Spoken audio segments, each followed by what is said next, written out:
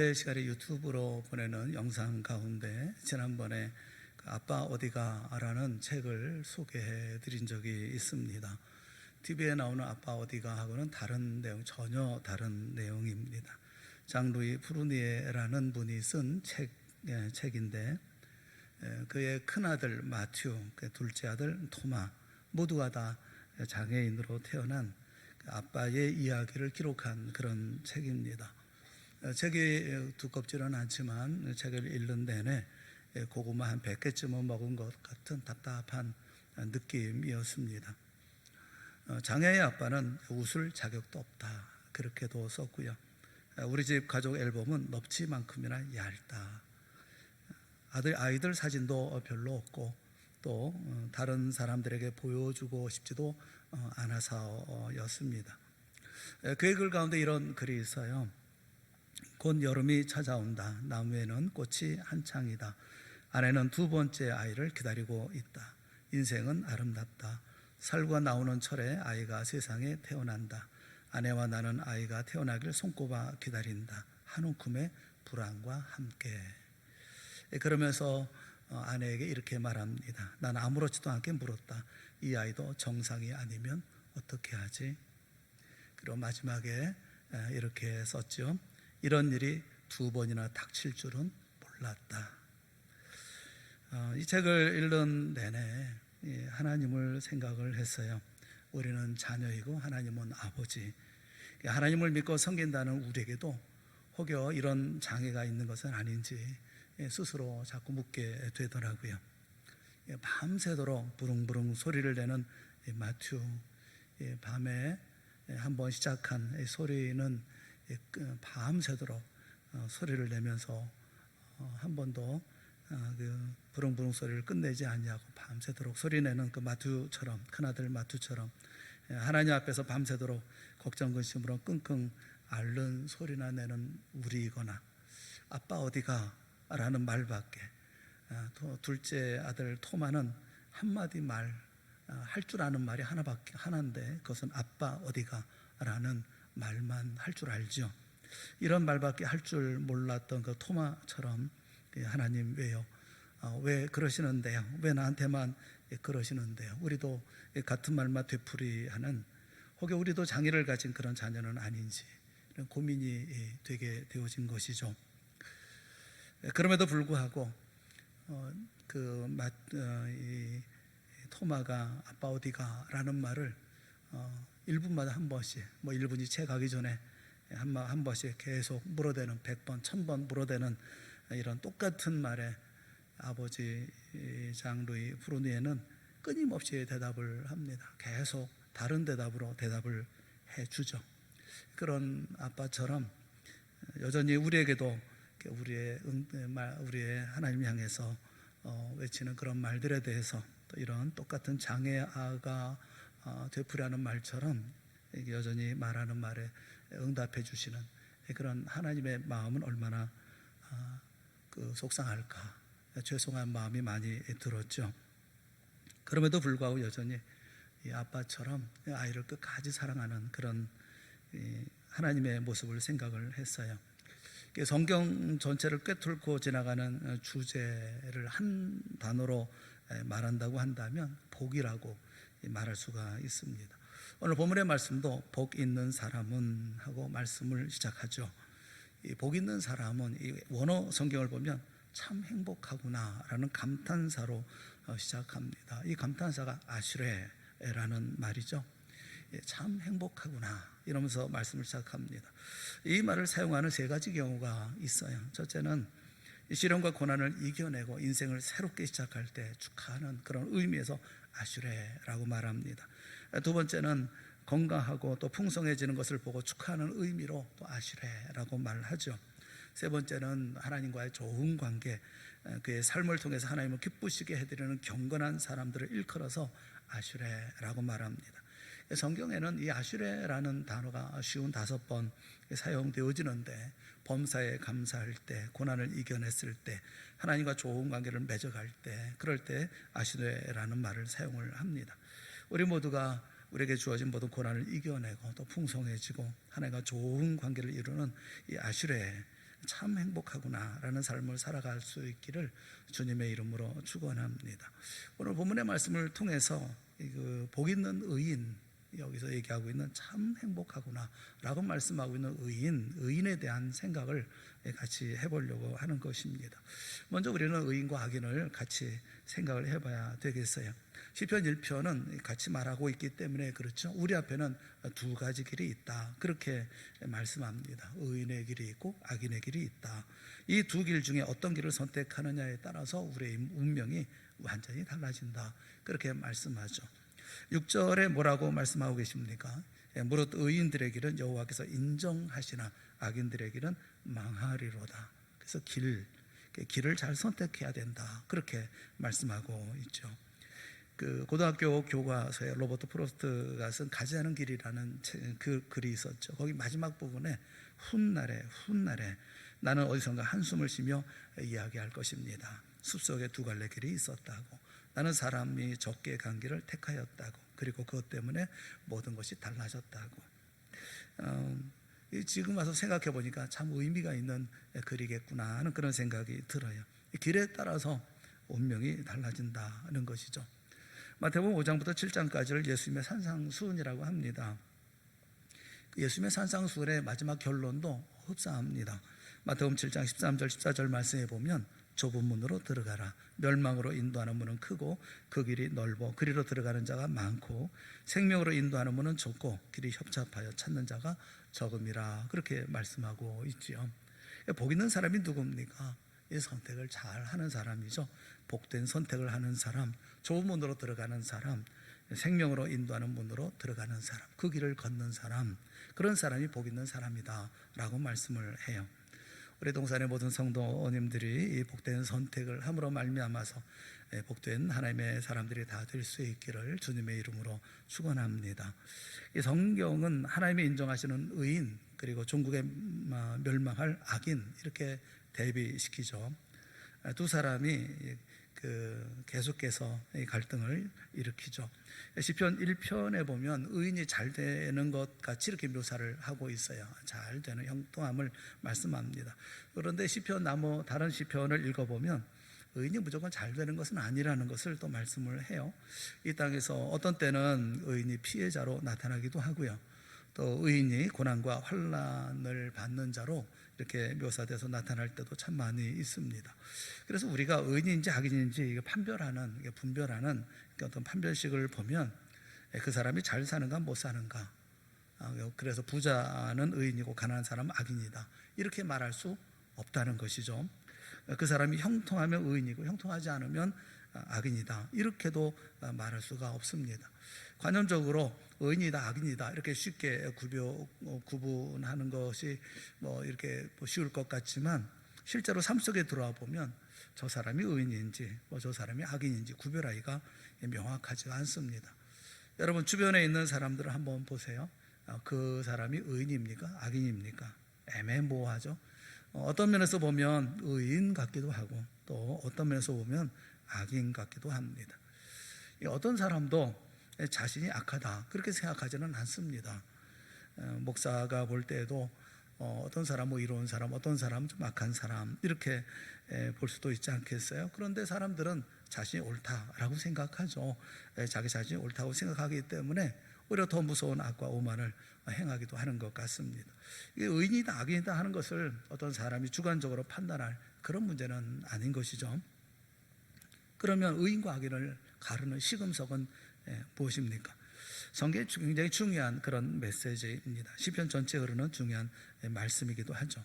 악인과 의인을 가르는 시금석이 뭡니까? 그것은 바로 하나님의 말씀에 대한 태도입니다. 하나님의 말씀에 대한 태도가 의인과 악인을 완전히 갈라놓는 것이죠. 그 의인은 어떤 사람입니까? 2절 말씀에 보면 오직 여호와의 율법을 즐거워하여 그의 율법을 죄하로 묵상하는 도다 라고 말씀을 하고 있어요. 누가 의인입니까? 하나님의 말씀을 즐거워하면서 그 말씀을 죄하로 묵상하는 사람, 또 그 말씀 속에 살아가는 사람, 이런 사람, 삶의 모든 근거를 하나님의 말씀으로 삼는 사람, 그가 바로 의인이라는 것입니다. 반면에 악인은 어떤 사람입니까? 1절에 보면 악인들의 꾀를 따르지 아니하며, 악인들의 꾀, 그러니까 의인은 하나님의 말씀으로 살아갑니다. 반면에 악인은 뭘로 살아갑니까? 악인들은 꾀로 살아갑니다. 이 꾀라는 말이 아자트라는, 히브리어로 아자트라는 그런 말입니다. 영어는 카운슬 이렇게 번역을 했죠.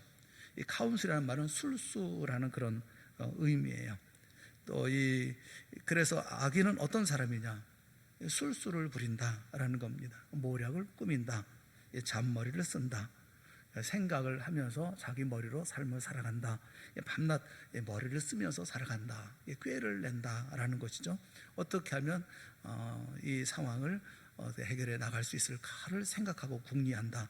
어떻게 하면 속일 수 있을까를 생각한다. 밤낮 머리를 짠다는 것이죠. 이렇게 꾀, 아자트, 이 술수, 카운슬, 여기에 모든 것을 거는 거죠. 이 아자트라는 단어가 또 하나 해석이 가능한데, 그것은 모임이라는 의미도 가지고 있어요. 패거리, 분당이라는 뜻도 가지고 있습니다. 밤낮 모임을 만드는 거예요. 악인의 특징이 뭡니까? 우리 동네 출신들 다 모여, 지연, 또 우리 학교 출신 다 모여, 학연, 나하고 같은 성씨, 또 나하고 같은 본관 다 모여, 혈연, 이렇게 모이는 것이죠. 이게 악인들의 특징이라는 거예요. 밤낮 패거리를 만든다는 겁니다. 분파를 만들어낸다는 거예요. 실제로 여러분 한번 보세요. 하나님의 말씀을 모르는 사람이 이 땅을 어떻게 살아가는가? 하나님을 알지 못하고 하나님의 말씀을 알지 못하는 사람이 이 땅을 살아가는 내용, 밤낮 머리 쓰잖아요. 궁리하잖아요. 밤새도록 잠을 안 자고 잔머리 굴리고, 또 하나 하는 게 뭡니까? 내 편 만드는 거지 않습니까? 밤낮 패거리 만듭니다. 모여라. 그리고 이 말씀을 보면 다 의인들인 거예요. 다 복수입니다. 여기 보면 악인들, 죄인들, 오만한 자들 다 패거리입니다. 의인은 뭐죠? 의인은 단수예요. 복 있는 사람, 그는, 또 그가 하는, 모두가 다 단수인 것을 우리가 볼 수가 있어요. 의인은 자신의 생각을 가지고 하나님의 말씀에 비추어서 자신이 결정해서 자신의 인생을 살아갑니다. 그렇게 모인 사람들이 의인들이죠. 그러니까 의인은 하나님의 말씀으로 살아가고 악인은 꾀로 살아갑니다. 아자트, 이것이 대표적인 것이죠. 말씀에 근거한 기도도 없고, 그리고 자꾸 모여서 회의도 하고 이것만 하는 것이죠. 이런 사람들은 악인이라는 것입니다. 믿는 사람도 마찬가지 아닐까 싶은 생각이 있어요. 예수 믿는 사람도 악인이 될 수 있겠다 하는 그런 생각이 들어요. 하나님의 말씀을 도외시하고 하나님의 말씀을 근거로 하지 아니하고 말씀 중심으로 살지 아니하고 꾀로만 살아간다고 하면 의인이 될 수가 없겠죠. 성경을 보면 이스라엘 왕들에게 내린 명령이 있습니다. 신명기 17장 18절부터 20절까지의 말씀인데 우리가 한번 같이 그 말씀을 보았으면 좋겠어요. 신명기 17장 18절 말씀부터 우리 같이 한번 읽어보겠습니다. 그가 왕위에 오르거든 이 율법서의 등사본을 레위 사람 제사장 앞에서 책에 기록하여 평생에 자기 옆에 두고 읽어 그의 하나님 여호와 경외하기를 배우며 이 율법의 모든 말과 이 규례를 지켜 행할 것이라. 그리하면 그의 마음이 그의 형제 위에 교만하지 아니하고 이 명령에서 떠나 좌로나 우로나 치우치지 아니하리니 이스라엘 중에서 그와 그의 자손이 왕위에 있는 날이 장구하리라 말씀을 하고 있어요. 왕들이 선한 왕이 되기 위해서 해야 할 일이 무엇입니까? 하나님의 말씀을 등사해서 기록해서 평상시에 자기 옆에 두고 날마다 읽으라는 거죠. 읽고 말씀을 듣고 순종하라는 거죠. 그러면 선한 왕이 된다라는 거예요. 그러니까 이스라엘 역사 가운데 선한 왕의 공통점이 있습니다. 공통점이 뭡니까? 하나님의 말씀 앞에 붙들린 왕인들이라는 것이죠. 하나님 말씀 앞에 다 굴복한 왕들이고 하나님 말씀에 순종하는 왕들, 이런 말씀이, 하나님의 말씀이 선한 왕을 만들었다라는 것입니다. 반면에 악한 왕의 특징이 뭡니까? 악한 왕들은 외적으로 볼 때는 성공한 왕처럼 보이는 이들이 많아요. 예를 들면 여로보암 2세 같은 경우, 이런 사람은 아주 탁월한 왕이죠. 외교에 뛰어납니다. 아주 정치에 능숙합니다. 나라를 부국강병으로 이끌었어요. 그런데 성경은 이를 가르쳐서 악한 왕이다 이렇게 말씀을 합니다. 성경에서 보는 시각은 우리가 봐야 하는 중요한 시각이죠. 성공했느냐 실패했느냐, 이것이 선악을 말하는 것이 절대로 아니라는 겁니다. 그 중심이 뭡니까? 시금석이 뭐죠? 하나님의 말씀이라는 거예요. 하나님의 말씀을 떠나면 그건 누구라 할지라도 뭐 어떤 공적을 세우고 어떤 역사를 이뤘다 할지라도 악한 왕이라는 것입니다. 아합 같은 사람을 보세요. 이스라엘을 강하게 만드는 왕 아닙니까? 여로보암 2세도 이스라엘을 강하게 만들었고 이스라엘의 뭐 광개토 대왕이라고 이렇게 비견되는 왕이라고 얘기들 합니다만 하나님의 말씀에는 악한 왕이다 이렇게 말씀하고 있거든요. 이사야서 31장 1절 2절에 보면 이런 말씀이 있어요. 도움을 구하러 애굽으로 내려가는 자들은 화했을진저 그들은 말을 의지하며 병거의 많음과 마병의 심히 강함을 의지하고 이스라엘의 거룩하신 이를 앙모하지 아니하며 여호와를 구하지 아니하나니라고 말씀을 해요. 악한 사람들이 어떤 사람인가? 화있을 사람들이 도움을 구하러 애굽으로 내려가는 사람들이라는 것입니다. 하나님을 의지하지 않냐고, 하나님 말씀을 의지하지 않냐고, 기준으로 삼지 않냐고 자꾸 외교 정책을 쓴다는 것이죠. 애굽에 가서 외교하고 또 빌붙고 뭐 말이 중요한 줄 알고 병거가 중요하다 뭐 이렇게 힘이 더 있어야 되겠다 이렇게 의지한다라는 것입니다. 하나님을 의지하지 않고 하나님께 구하지도 않는다. 이게 악인이라는 것입니다. 우리에게도 말씀을 보면서 두렵고 좀 떨림이 있어야 돼요. 나도 악인이 될 수 있겠구나라는 두려움이 있어야 됩니다. 누가 의인입니까? 하나님의 말씀에 매달리는 게 의인입니다. 이 말씀에 우리의 인생을 다 던져 넣을 수 있는, 그래서 하나님의 말씀 우리의 삶에 가장 기본이 되어지고 근간이 되어지고 또 말씀으로 살아가는 우리 모두가 다 되어질 수 있기를, 그래서 진정한 축복, 의로운 하나님의 백성들이 다 될 수 있기를 주님의 이름으로 축원합니다. 우리가 구체적으로 두 번째, 의인은 어떤 모습인가 좀 더 구체적으로, 하나님의 말씀이 기준인데 그런데 의인은 어떤 모습일까 우리가 좀 살펴보려고 그래요. 의인이 누구냐? 의인의 모습을 말하기 위해서 성경은 아주 소극적인 접근을 하고 있습니다. 1절 말씀에 보면 복 있는 사람은 하고 이렇다 이렇게 말씀하는 게 아니라 이런 사람이 아닌 사람이 의인이다 이렇게 말씀하죠. 복 있는 사람은 악인들의 꾀를 따르지 아니하며 죄인들의 길에 서지 아니하며 오만한 자들의 자리에 앉지 아니하고 그렇게 말씀을 해요. 여기 보면 세 무리가 등장하죠. 악인들이 등장하고 죄인들이 등장하고 오만한 자들이 등장합니다. 복 있는 사람은, 의인은 누구냐? 악인이 아니고 죄인이 아니고 오만한 자가 아닌 자, 그가 의인이다 이렇게 설명을 하고 있죠. 그렇다면 악인이 누굽니까? 우리가 하나씩 조금씩 잠깐만 살펴보죠. 악인이 누굽니까? 한마디로 말해서 악인은 기준이 없는 사람이 악인이죠. 스탠다드가 없는 사람이 악인입니다. 왜 기준이 없습니까? 하나님이 없으면 기준이 없게 되어 있습니다. 기준이라는 것은 항상 상황에 따라 달라지는 것이죠.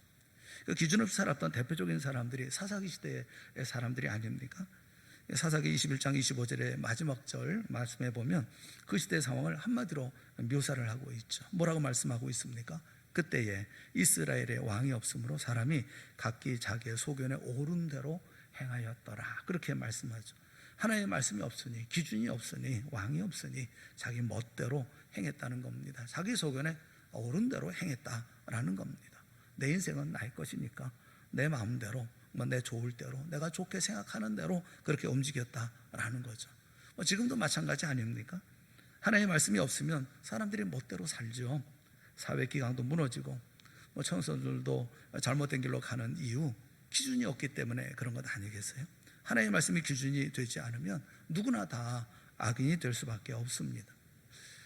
저는 그 사람이 나이가 들면 주어진 책임이 있다는 생각이 들어요. 나이가 들면 나이 먹은 그 책임이 있습니다. 무슨 책임입니까? 기준을 주는 거, 이 기준이 되어주는 거. 나이 든 사람이 기준이 되어줘야 되는 거 아니겠어요? 기준이 되어준다는 게 뭘 얘기를 합니까? 성장하는 사람들에게 말씀을 심어주는 것이죠. 삶을 어떻게 살아야 하는지 그것을 기준을 줘야 되잖아요. 이게 기준이다. 인생의 이것이 핵심이다. 이게 표준이다. 이렇게 심어줄 수 있는 그 책임이 나이 든 사람에게 있는 것 아니겠어요? 원래 성경이라는 말이 캐논이라는 단어죠. 이 캐논이라는 말이 영어에는 대포라는 뜻도 있어요. 근데 원래는 캐논은 자를 뜻합니다. 대나무 자 이런 뜻을 뜻하고 있는 것이죠. 하나님의 말씀이 뭡니까? 자라는 겁니다. 대나무 자, 기준이라는 거죠. 자로 재보는 겁니다. 말씀으로 재보는 거죠. 말씀으로 기냐 짧으냐 맞냐 이걸 재보는 거죠. 아모스 7장 7절 8절에 보면 하나님의 말씀을 가리켜서 다림줄이라고 얘기를 합니다. 다림질이 뭡니까? 건축을 할 때 보면 실에 매단 추가 있잖아요. 그걸 늘어뜨려 가지고 수직을 만들지 않습니까? 중력에 의해서 수직으로 만들어서, 그래서 그 수직을 기준으로 해가지고 집을 짓는 것이죠. 뭐 건축하든지 뭘 하든지 하지 않습니까? 이게 하나님의 말씀이 기준이다라는 겁니다. 하나님의 말씀을 떠나면 기준이 없다 하는 거예요. 표준이 없는 거예요. 멋대로 살 수밖에 없어요. 그때 상황에 따라서. 그래서 그때 내 좋은 대로, 속에는 옳은 대로 행하게 되어지는 거죠. 하나님의 말씀을 떠난 기준이 없는 사람, 성경 뭐라고 얘기하느냐면 악인이라고 말합니다. 말씀이 없으면 악인이 되어집니다. 기준이 없기 때문에 악인의 삶을 살 수밖에 없습니다. 죄인은 누굽니까? 두 번째, 죄인은 목표가 없는 사람이 죄인입니다. 타겟이 없는 거죠. 히브리어나 헬라어도 마찬가지입니다. 죄라는 것이 뭡니까? 하마르티아라는 말은 관역을 빗나갔다, 관역을 벗어났다. 그것이 바로 하마르티아, 죄라는 말이죠. 하나님이 없으면 기준도 없지만 동시에 관역도 없습니다. 목표도 없습니다. 하나님 없는 사람 치고 목표 있는 사람은 거의 없죠. 하나님이 없는 사람의 목표가 뭡니까? 10대의 목표가 다르고 20대의 목표가 다르고 30대의 목표가 다르죠.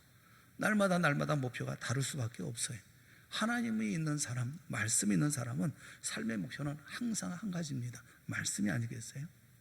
네트 팍스라고 하는 분이 그런 이야기를 했습니다. 왜 사람이 게을러지는가? 사람이 왜 게을러지는가? 질문을 했어요. 그리고 대답을 했습니다. 이 게을림의 처방은 부지런해져야지 하는 어떤 결심이 아니라는 겁니다. 사람이 부지런해질 수 있는 방법이 뭐냐? 자기 안에 있는, 당신 안에 있는 불꽃을 발견하는 거. 불꽃을 발견해야 된다라는 거예요. 그러니까 누가 열심히 뛰냐, 누가 열심히 살아가느냐? 불꽃을 발견한 사람, 내 안에 불꽃을 발견한 사람이다라는 겁니다. 하나님의 말씀이 무슨 일을 합니까? 내 안에 불꽃이 무엇인지를 발견하게 만드는 거죠. 내 사명이 뭐고 내가 무엇을 위해 살아가야 하는지, 내 안에 뜨거움이 있는 것이죠. 예레미야가 이렇게 고백하죠. 예레미야서 20장 9절 말씀에 보면 이렇게 말씀을 합니다. 내가 다시는 하나님 여호와를 선포하지 아니하며 그 이름으로 말하지 아니하리라 하면 나의 마음이 불붙는 것 같아서 골수에 사무치니 답답하여 견딜 수 없나이다. 예레미야가 하나님의 말씀을 전하고 싶지 않아요. 하나님의 말씀을 선포하지 않으려고 합니다. 그 이름을 말하지 아니하리라. 이 사람들에게 절대로 내가 말하지 않겠다라고 얘기를 합니다. 그렇게 결단을 합니다. 결심을 합니다. 나를 핍박하는 사람, 아무리 얘기도 듣지도 않는 사람, 오히려 나를 박해하는 사람, 내가 다시는 안전하겠습니다. 그런데 그렇게 결심해도 그렇게 할 수가 없다는 거예요. 왜냐하면 마음이 불붙는 것 같아서 할 수가 없다는 거예요. 내 골수에 사무쳐서 할 수가 없다는 거예요. 마음속에 있는 불꽃이 있어서, 또 다른 말로 말하면 사명인 거죠. 사명. 하나님의 말씀을 통해서 사명을 발견한 사람, 그런 사람은 절대로 가만히 있을 수 없는 거예요. 왜 우리가 게을러집니까? 우리가 왜 예배에 맨날 지각합니까? 왜 예배를 드리면 간격이 없습니까? 마음속에 불꽃이 없으니까요. 불꽃을 발견하지 못했으니까요. 요즘 젊은이들을 보면서 안타까워 하잖아요. 하버드 대학의 총장이었던 나단 포시라는 분이 했던 유명한 얘기가 있죠. 젊은이들에게 필요한 것이 4가지가 있는데, 흔들 수 있는 깃발, 부를 수 있는 노래, 믿을 수 있는 신조, 따를 수 있는 지도자다. 4가지. 이게 없다는 거예요. 젊은이들이 꼭 필요한 거, 마음속에 있는 이 뜨거움이 있어야 되는데 뜨거움을 줄 수 있는 것이 없다는 겁니다. 목표가 없다는 거예요. 흔들 수 있는 깃발이 없다는 거예요. 목표가 없으면 사람들은 죄의 길로 갈 수밖에 없어요. 죄인이 될 수밖에 없어요. 그래서 여러분, 하나님의 말씀 우리에게 가르쳐 주는 게 뭡니까? 내가 왜 사는지, 내가 왜 여기에 있는지, 내가 생명을 걸어야 하는 것은 무엇인지, 이것을 명확하게 가르쳐 주는 것이 하나님의 말씀이죠. 바울이 말씀으로 무장한 다음에 뭐라고 그런 고백을 합니까? 빌립보서 3장 14절에 보면 표대를 향하여 그리스도 예수 안에서 하나님이 위해서 부르신 부름의 상을 위하여 달려가노라, 이렇게 그런 고백을 하죠. 표대를 향하여, 목표가 있어요. 표대를 향하여 그리스도 예수 안에서 하나님이 위해서 부르신 부름의 상을 위하여 달려가노라. 달려간다라는 말은 100m 달리는 것처럼 질주하는 거예요. 숨도 안 쉬고 그냥 힘을 다해 달려가는 거예요. 이게 뭐예요? 불꽃을 발견한 거죠. 하나님의 말씀이 없으면 목표가 없습니다. 표적이 없습니다. 그러면 죄인이 될 수밖에 없죠. 죄인의 삶을 살 수밖에 없죠. 오만한 자는 누굽니까? 3번째, 오만한 자. 말 그대로 하나님을 거스르는 사람이죠. 하나님을 반역하는 사람을 말하죠. 하나님이 없는 사람이 밤낮 큰 소리 지는 게 뭐죠? 하나님이 없으면 날 믿어. 하나님을 믿으려면 내 주먹을 믿어. 나폴레옹 같으면 그렇게 얘기하죠. 내 사전에는 불가능이 없어. 그러다가 망하지 않습니까? 하나님 말씀이 없는 사람들의 공통점이 그거예요. 기준도 없고 관역도 없어요. 그래서 뭐 악인도 되고 죄인도 되고 결국 어떤 사람이 됩니까? 거만한 사람, 오만한 사람이 되어져 버리고 맙니다. 하나님을 대항하는 사람이 되어버리고 맙니다. 오늘 본문을 보면 재미있는 것이 있죠. 우리는 보통 뭐 죄인이라든가 악인이라든가 뭐 이러면 막 정말 악한 사람, 뭐 성품도 악하고 뭐 성격도 급하고 막 이럴 것 같지 않습니까? 밤낮 강도하고 뭐 절도하고 뭐 사기치고 살인하고 이런 사람들이 더 악한 사람인 줄로 알고 있지 않습니까? 악인은 그렇지 않습니다. 이 사람은 어찌 보면 성공한 사람일 수 있습니다. 사회적으로 인기도 있고 명예도 없고 또 지위도 높은 사람일 수 있어요. 그런데 악인입니다. 겉모습으로는 대단한 사람일 수 있습니다. 그런데 그 사람에게 무엇이 없으면 악인입니까? 말씀이 없으면, 하나님의 말씀이 없으면 악인입니다. 그건 무서운 얘기 아닙니까? 하나님의 말씀을 떠나 있으면 누구나 악인이고 죄인이고 오만한 자가 될 수밖에 없습니다. 하나님의 말씀을 혹시 우리가 떠나 있는 것은 아닌지 스스로 생각을 해야 돼요.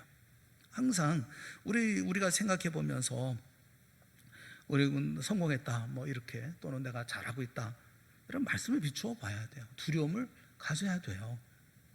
저는 우리 동산의 모든 성도들이 하나님의 말씀에 붙들려서 여호와의 율법을 날마다 즐거워하고 묵상함으로 하나님 앞에 의인되는 그런 축복이 임하기를 주님의 이름으로 축원합니다.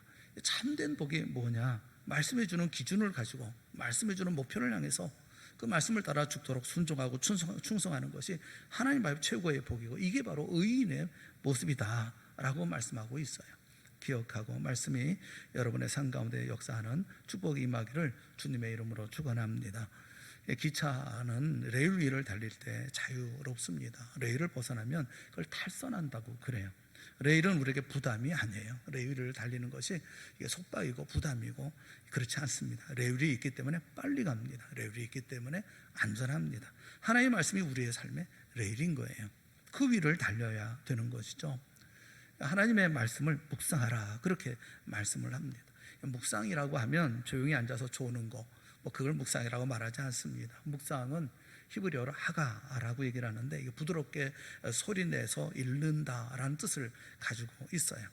우리가 이해하기 편하게 하면 옛날 서당에서 이 천자문을 읽듯이 몸을 흔들면서 읽는 거, 그런 것을 우리가 묵상이다 말할 수가 있지 않을까 싶어요. 뭐 예전에 천자문 읽으면서 하늘, 전, 따지, 뭐 가물련, 누르왕, 지구, 집주 이러면서 몸을 흔들면서 이렇게 읽잖아요. 이런 것이 묵상이죠. 소리내어서 읽으면서 묵상하는 거, 이렇게 하나님의 말씀을 이렇게 소리내서 읽는 거, 이런 사람이 복 있는 사람이다라는 거예요. 그런데 사단은 하나님의 말씀을 묵상하는 게 아니라 염려를 묵상하게 만들죠. 사람을 묵상하게 만들죠. 여러분 보세요. 염려를 묵상하면 사람이 망가지고 깨집니다. 우리는 그것도 모르고 염려를 묵상하는 것을 마치 용의주도하다 이렇게 생각을 하는데, 그렇지 않습니다. 걱정하고 근심하고 맨날 그것만 생각하는 것이죠. 잠언 4장 23절 말씀에 보면 모든 지킬 만한 것 중에 더욱 네 마음을 지키라 이렇게 말씀하고 있어요. 왜냐하면 생명의 근원이 이에서 남이니라. 마음을 지켜야 하는데 자꾸 염려하고 딴 생각을 하고 있거든요. 빌립보서 4장 6절과 7절에 있는 말씀은 우리 잘 알고 있는 말씀이잖아요. 우리 한번 다 같이 한번 읽어보겠습니다. 시작. 아무것도 염려하지 말고 다만 모든 일에 기도와 간구로 너희 구할 것을 감사함으로 하나님께 아뢰라. 그리하면 모든 지각에 뛰어난 하나님의 평강이 그리스도 예수 안에서 너희 마음과 생각을 지키시리라. 아멘. 염려는 묵상하는 게 아닙니다. 염려는 하나님께 아뢰는 겁니다. 우리가 묵상해야 할 것이 있다고 한다면 뭘 묵상해야 되죠? 하나님의 말씀을 묵상하는 거예요. 어떤 사람은 밤낮 미워하는 사람만 묵상해요. 그러다가 병납니다. 사람 묵상하는 게 아니라 하나님의 말씀 묵상할 줄 알아야 하는 겁니다. 하나님의 말씀을 묵상하면 어떤 일이 벌어집니까? 내 심령에 말씀에 불이 붙지요. 저는 리더들 또는 교사들 반드시 읽어야 할 성경이 예레미야 23장이라고 생각을 해요. 리더들이라든지 특별히 말씀을 가르치는 사람들에게 중요한 지침이 예레미야 23장에 있어요. 우리 어떻게 살아야 합니까? 9절 말씀에 보면, 예레미야 23장 9절에 보면, 선지자들에 대한 말씀이라 내 마음이 상하며 내 모든 뼈가 떨리며 내가 취한 사람 같으며 포도주에 잡힌 사람 같으니 이는 여호와와 그 거룩한 말씀 때문이라, 그렇게 말씀하고 있어요. 예레미야가 하나님의 말씀을 묵상합니다. 묵상하는 가운데 그 묵상하는 말씀이 막 마음속에 불이 붙어요. 느낌이 뭐냐면 내 마음이 산 것 같다, 데인 것 같다, 내 뼈가 막 떨린다, 하나님의 말씀 때문에 심지어 내가 취한 사람처럼 되어버렸다, 이렇게 고백합니다. 여기 여호와와 그의 거룩한 말씀 때문에 이렇게 말씀하고 있죠. 여러분, 이런 체험 해보셨나요? 하나님의 말씀 묵상하다가 온몸에 이렇게 온심이 주어지고 또 온몸에 평안이 임하는, 또 그리고 이렇게 그 하나님의 말씀을 통해서 마음속에 뜨거움이 생겨나는 이런 것을 여러분 경험해 보신 적이 있습니까? 예레미야가 그랬다라는 거예요. 그렇게 말씀이 내 가운데 임했을 때 어떤 일이 벌어집니까? 예레미야 23장 29절에 보면 여호와의 말씀이니라 내 말이 불같지 아니하냐, 바위를 쳐서 부스러뜨리는 방망이 같지 아니하냐, 그렇게 말씀하죠. 그러고 나니까 그 말씀이 내 마음에 불같은 능력으로, 또 그래서 바위를 부서뜨리는 이런 능력 같은 말씀으로 내 삶 속에 역사한다라는 것을 말씀하고 있는 거죠. 묵상하는 자에게 이런 일이 임한다고 하는 것이 정말 중요한 거예요. 저는 여러분 모두에게 하나님의 말씀을 묵상하고 그 말씀이 여러분 가운데 역사되어서, 그래서 여러분이 그 말씀을 통해서 세상 모든 것을 다 부스러뜨리고 이기고 승리하는 놀라운 역사를 이루어 나가는 믿음의 용사들이 되어질 수 있기를 주님의 이름으로 축원합니다. 우리가 마지막으로 한 가지 더 이 결과를 좀 더 살펴보죠. 의인과 악인의 결과에 대해서 말씀하고 있죠. 먼저 의인에 대해서 3절에 보면 그는 시냇가에 심은 나무가 철을 따라 열매를 맺으며 그 잎사귀가 마르지 아니한 같으니 그가 하는 모든 일이 다 형통하리로다, 그렇게 말씀해요. 시냇가에 심은 나무, 철을 따라 열매를 맺고 잎사귀가 마르지 않아요. 그래서 어떻게 된다는 겁니까? 모든 일이 다 형통하리로다 하는 거죠. 형통하리로다. 계절을 따라 열매를 맺습니다. 잎사귀는 마르지 않습니다. 여러분, 예수 믿으면 시험 없나요? 환난 없나요? 고난이 없나요? 다 있어요. 예수 믿는 사람에게도 환난이 있습니다. 풍년만 있나요? 흉년도 있고 가뭄도 있습니다. 그런데 예수 믿는 사람이 가뭄을 만나도 열매 맺는데 형통한 데는 전혀 지장이 없습니다. 왜냐하면 시냇가에 심겨진 나무이기 때문에 그렇습니다. 우리에게는 세상 사람이 알지 못하는 또 다른 공급원이 있기 때문에 결실합니다. 그래서 예수 믿는 사람이 어떤 때 빛이 납니까? 어려울 때, 힘들 때, 고난 가운데 있을 때, 가뭄 때에 시냇가에 심은 나무가 그 싱싱함에 그 열매 맺는 이런 빛이 나는 것처럼 성도도 환난을 당함에도 불구하고 싱싱하고, 가뭄을 당해도 싱싱하고 열매를 맺습니다. 세상에서 주는 것 말고 하나님이 공급해 주는 힘이 있기 때문에 그런 거죠. 이게 의인의 모습인 거예요. 말씀에 뿌리를 둔 사람은 넘어지지 않습니다. 전천후 인생을 살아갑니다. 반면에 악인은 어떨까요? 겉으로 볼 때는 대단해 보입니다. 기세 등등해 보입니다. 뭐 다 할 것처럼 보입니다. 실제는 어떻습니까? 4절 5절 말씀해 보세요. 악인들은 그렇지 아니하며 오직 바람에 나는 겨와 같도다. 그러므로 악인들은 심판을 견디지 못하며 죄인들이 의인들의 모임에 들지 못하리로다. 뭐에 납니까? 바람에 나는 겨와 같아요. 고작 바람에 날아갑니다. 바람이에요. 거기 가뭄이 있었던 것도 아니에요. 환란이 있었던 거 아니에요. 큰 바람, 태풍이 있었던 거 아닙니다. 그냥 고작 바람에 날아갔습니다. 겨와 같아요. 가벼워요. 조금만 일이 생기면 호들갑을 떱니다. 경망스럽게 짝이 없어요. 방정 맞습니다. 이게 악인의 모습인 거예요. 반면에 의인은 환란과 가뭄이나 시련이 있어도 의연합니다. 흔들리지 않습니다. 아주 튼튼하게 서 있습니다. 과거에 농촌에 가면 키즈를 하잖아요. 키즈를 하는데 키즈를 할 때 키즈 어디서 합니까? 바람 부는 데서 합니다. 바람 부는 곳에 가서 이 키즈를 합니다. 바람 없는 데서 키즈를 하지는 않아요. 알곡과 겨를 공중에 던지죠. 이렇게 키즈를 하면 겨는 가볍기 때문에 바람에 불려서 날아가 버리고 말아요. 알곡은 무겁기 때문에 그 자리에 떨어집니다. 키즈를 계속하면 알곡만 남고 겨는 다 날아가 버리고 말지요. 하나님이 키즈를 하십니다. 의인은 남습니다. 악인은 날아가 버리고 맙니다. 바람에 날려가는 쭉정이 겨와 같다는 거예요. 심판이죠. 버림받은 것이죠. 여러분, 인생이 바람에 날리는 겨와 같아서 되겠어요? 6절 말씀을 보면 무릇 의인들에게는 여호와께서 인정하시나 악인들에게는 망하리로다. 망할 밖에 없는 거예요. 의인이 되는 비결이 뭡니까? 하나님의 말씀입니다. 사랑하는 여러분, 하나님의 말씀에 붙들린 사람들이 되어질 수 있기를 주님의 이름으로 축원합니다. 상황과 환경, 여건, 많은 일들이 있지만 그러나 언제나 하나님의 말씀에 붙들림 받은 삶을 살아가는 여러분 모두가 될 수 있기를 바랍니다. 흔들리지 마십시오. 무너지지 마십시오. 포기하지 마십시오. 이 사람이 알고 긴 것이죠. 하나님의 말씀에 붙들린 사람, 하나님이 인정하시는 의인 되는 은혜가 우리 모두에게 다 임할 수 있기를 주님의 이름으로 축원합니다. 하나님의 말씀을 읽으십시오. 하나님의 말씀을 들으십시오. 하나님의 말씀을 순종하십시오. 하나님의 말씀을 암송하십시오. 하나님의 말씀을 묵상하십시오. 누가복음 21장 33절에 예수님께서 그렇게 말씀하셨어요. 천지는 없어지겠으나 내 말은 없어지지 아니하리라. 이 말씀을 믿으시기를 축원합니다. 영원히 남는 비결이 이 말씀에 있는 거예요. 영원히 남는 것은 말씀입니다. 흔들리지 않는 것은 말씀입니다. 천지가 없어져도 말씀은 없어지지 않습니다. 말씀의 인생의 비전과 미래를 거는 복된 주님의 자녀들 모두가 다 되는 우리 동산의 성도들이 되어질 수 있기를 주님의 이름으로 축원합니다. 우리 함께 기도하겠습니다. 사랑의 하나님 아버지, 우리에게 은혜를 베풀어 주셔서 구원받아 하나님의 자녀가 되게 하여 주신 주의 은총을 감사합니다. 이제 주신 말씀을 따라 이 땅의 삶을 살아가는 저희 모두가 되게 하여 주시옵소서. 코로나19로 다 힘들다 하고 재개발로 인해서 다 흔들린다 한다 할지라도 그러나 그 가운데서도 여전히 주 앞에 온전히 서는 우리 모든 동산의 성도들 되게 하여 주시옵시고 또 주님께서 마침내 열매 맺게 하여 주실 줄을 믿고 주님께서 말씀하신 대로 계획하신 대로 인도하시는 대로 그 길을 따라가며 마침내 아름다운 열매 절실하게 맺혀지는 이런 열매가 맺혀질 것이라고 하는 사실을 믿으며 주 앞에 서는 우리 모든 동산의 성도들과 우리 동산교회가 되게 하여 주시옵소서. 예수님의 이름으로 기도드리옵나이다. 아멘.